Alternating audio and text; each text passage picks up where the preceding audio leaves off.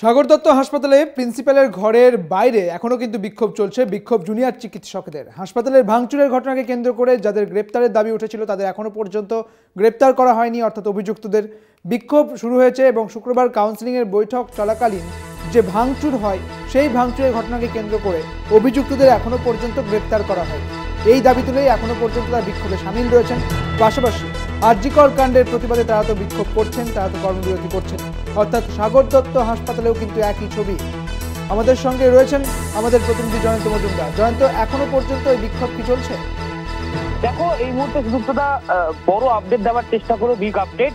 যেমনটা এখানকার পিজিটি যারা রয়েছেন তারা যেমনটা বলছেন, সাগর দত্ত মেডিকেল কলেজ এবং হাসপাতালে গতকাল থেকে যে বিক্ষোভ চলছিল এবং অন্তর্বর্তীকালীন যে সমস্যা ছিল সাগর দত্ত মেডিকেল কলেজ এবং হাসপাতালের প্রিন্সিপালের ঘরের সামনে তারা বিক্ষোভ সামিল হয়েছিলেন এবং সেখানে তাদের দাবি ছিল যে অবিলম্বে এফআইআর করতে হবে অভিযুক্তদের বিরুদ্ধে যারা প্রিন্সিপালের ঘরে ঢুকে সেই সময় ছাত্রদের উপরে প্রহার করেন এবং সরকারি সম্পত্তিকেই ভেঙে দেওয়া হয়।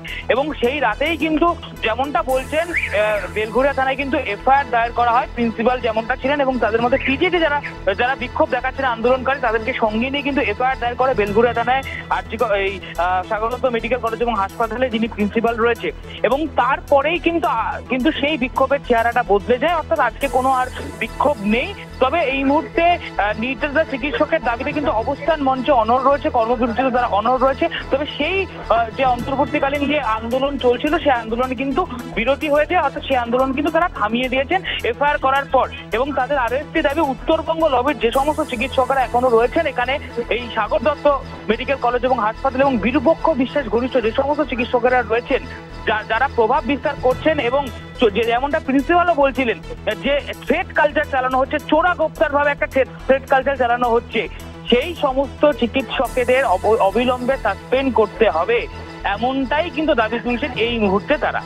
বেশ, অনেক ধন্যবাদ জয়ন্ত, তোমাকে। আমাদের সঙ্গে ছিলেন আমাদের প্রতিনিধি জয়ন্ত মজুমদার।